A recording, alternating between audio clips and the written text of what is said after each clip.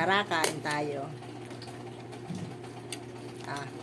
Kanin at pritong isda na may sausawan na toyo na may kalamansi na may kamatis na matapos ano ba yan? Sili. Bicol talaga. Kasi nga mahilig sa sili. Kain tayo.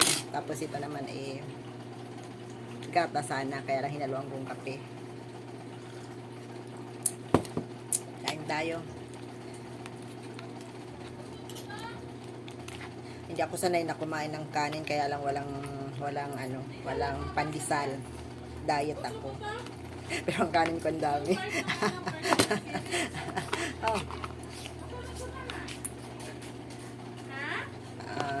Habang nagkumakain ako magsasalita ako. Kumusta ako pala mga taga Bicol dyan, aking mga magulang, kay mama. Hindi ako nakakatawag sa kanya kasi hindi ko alam kung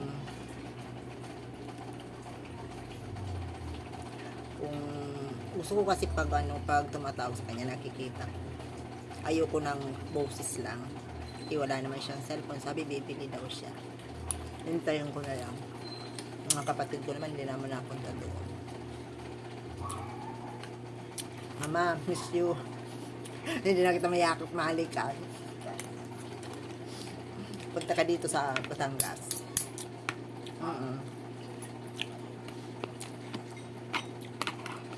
Namimiss ko na dyan sa Bicol.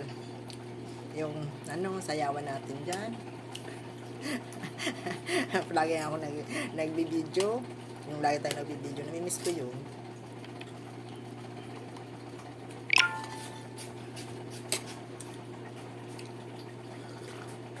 Ang sarap ng sausawan ko.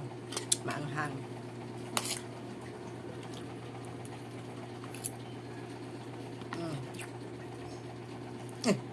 Matapon. Wait lang. Pupunasan ko. Namaya na. Mawala ako sa camera.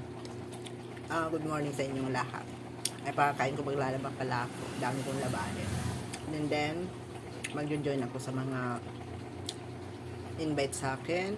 Tapos yung usik ko na nawawala daw ako. Ulitin ko. Pero nandaw naman ako sa umpisa. Pero sa kalagitnaan, katapusan nawala ako. Kaya, mag-join ulit ako. Tapos kakanta ko ng solo. Ididikit ko sa inyo.